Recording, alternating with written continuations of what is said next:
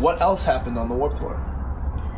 I was drugged and raped by a member of the crew on a day off in Calgary.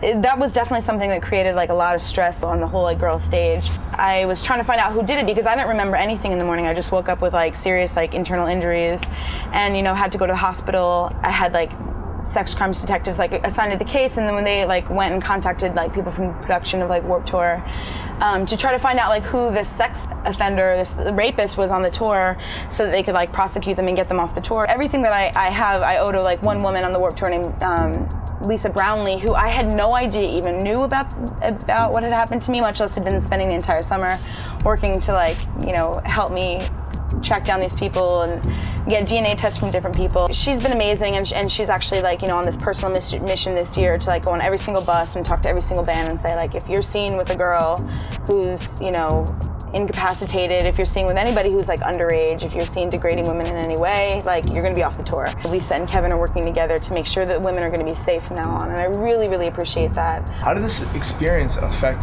your music, and you for that matter? I think it affected all of us, and like really deeply, like as a band. We actually wrote a couple songs like about rape afterwards. It seems really like a touchy subject for a lot of people. By not saying it, we're acting like it doesn't happen. It happens every day, all over the country, all over other countries. For me personally, there's no reason to do music unless you can like, write songs that weave themselves into the fabric of like people's lives, and so that's what I expect for us. So what's in the works right now? We are working with like this guy who we absolutely love. His name is Tim Gillis. He owns a studio called Big Blue Meanie, and basically he's just got us in the studio working on like executing all these really big ideas that we have, and he's given us the space to like practice and write to our heart's content. I mean, I expect big things from us, because he does. He expects big things from us. Having someone like that important, that's a mentor, that's been around the block and back, definitely. Like it's just like our dream it's our dream come true. We're gonna jump on the Warped Tour again for like the last 2 weeks, like in August, more or less. Like do the East Coast dates. Hey, thanks for coming on, guys. We appreciate it. It's great, thanks. All the best of luck. Yeah, thank you for having me. You are watching Underground Access.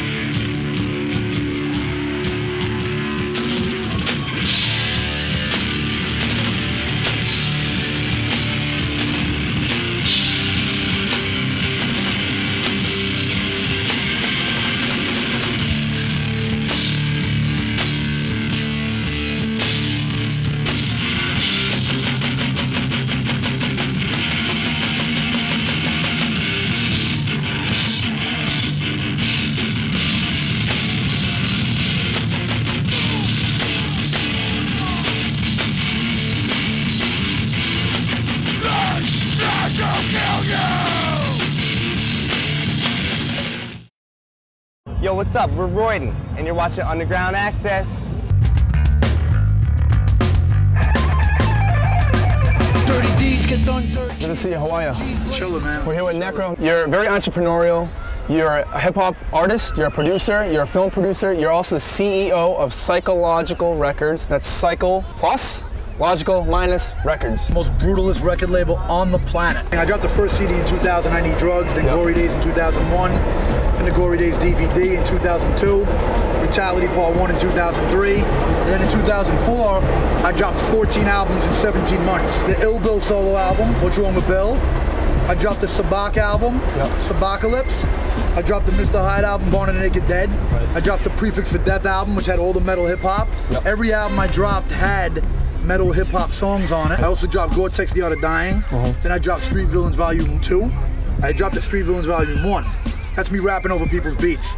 Like for instance, I'll take like the Forgot About Dre beat that Eminem and Dre did, and I rapped over it. That's cool. I basically murdered it a bit better than the original. No disrespect. They did their thing. I just come on it more murderous. You know what I mean? More like Like what? Yeah, like every line is a shank. You have worldwide distribution, and you currently have sold approximately 200,000 units or so, correct? Yeah. All you need to know is that it made $500,000 on my website alone. Wow. I've grossed at least 500,000 since I started my website in November '99. How'd you come up with the name Necro? In around '93, I wanted to come up with the brutalest name possible that I could have in hip hop, and I called myself Necrophiliac. I got that from a Slayer song, and I said that don't really fit me. I love having sex with live girls. I shortened it to Necro. It's the prefix for death, so it's anything pertaining to death. You're born and raised in the Glenwood Projects. Correct. It was a good place to really get into hip hop because I didn't get into hip hop like some suburban kids who got up on it when it blew up. So you're inspired by heavy metal, you're inspired by hip hop. Explain how you came up with this creation. The stuff I did was like death metal thrash type. I was a lead and rhythm guitar player. I did shows at L'Amour's, which is the rock capital of Brooklyn. At the age of 13, 12, I was opening up for Sepultura, Obituary, Fate, Assimilation, Biohazard. At the same time, we were living in the projects. We decided to go towards hip-hop, because back then, nobody was really doing hip-hop. Like white kids, what it was is Beastie Boys and Third Base, and that wasn't like us. We were metal-infused. Do you almost feel like you revolutionized almost its own genre? It wouldn't be fair to say that. You know, I never really felt like, oh, I'm this revolutionary. I feel like I got my own style. I do my own thing. When I rap brutal, I call it death rap. I created that term. I don't want to be nothing to do with any other rapper who claims he thinks he's doing what I'm doing. You're not doing what I'm doing. My stuff's Necro. You're you. We're different. A lot of listeners think if you're both heavy metal and rap, you're neither. I'm saying I'm the pinnacle of hip-hop, the pinnacle of metal. So when you combine both, baby, you get 200%. I work with real metal dudes. You know what I mean? I worked with Dan Loca from Nuclear Assault. He was in Anthrax. I worked with Away from Voivod. Rest in peace, Piggy. Rest in peace, Chuck. Rest in peace, Saab from Marauder. What lyricist has influenced your style? Rap-wise, I would say Cool G Rap, a huge influence. Big Daddy Kane, KRS-One, and Rakim. Those are the four. Like Metallica, Slayer, Anthrax, Megadeth. Those are the big four that everybody was influenced by or loved in '86.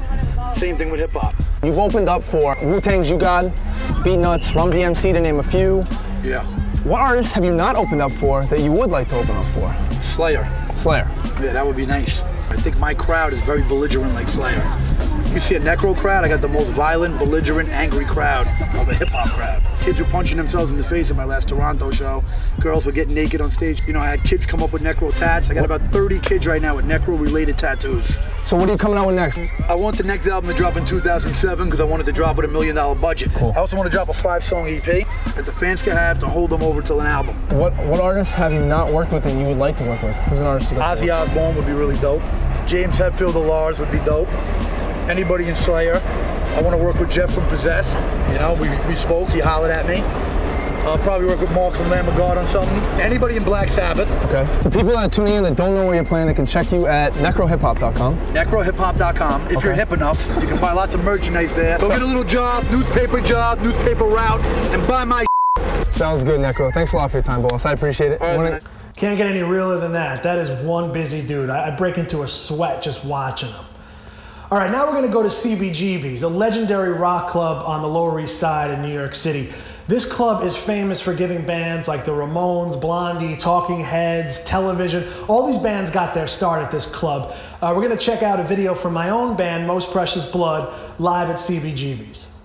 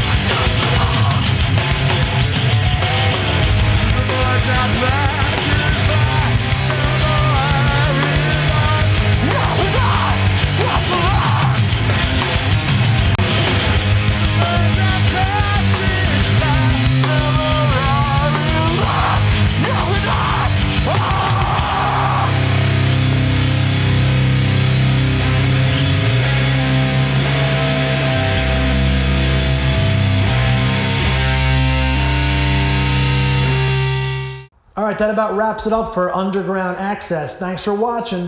You've been briefed.